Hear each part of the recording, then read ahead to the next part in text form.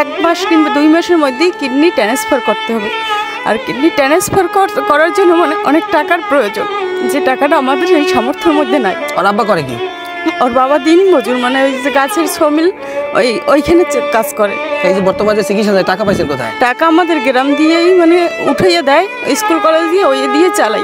আশেপাশে স্কুলে যারা গ্রামবাসী তারাই আর কি দান করছে, তারাই মানে নিজেরাই দায়িত্ব নিয়ে আর কি এই সাহায্য করে। আর সপ্তাহে 2টা ডায়ালিসিস লাগে, আমাদের পক্ষে সপ্তাহে 2টা ডায়ালিসিস চালানোটাই এখন অসম্ভব।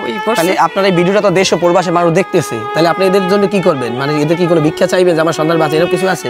এখন যদি তারা দয়ার চোখে আমার ছেলেটার বাঁচার জন্য তারা সাহায্য করে, তাহলে অবশ্যই আমি সাহায্য নেব। তুমি কিছু বলতে চাও? আমি চাই আমার ছেলে। আমার 2টা কিডনি ড্যামেজ। আপনাদের দ্বারা আমার অনুরোধ, আপনারা কিছু টাকা পয়সা দান করে সাহায্য করলে করতে পারেন।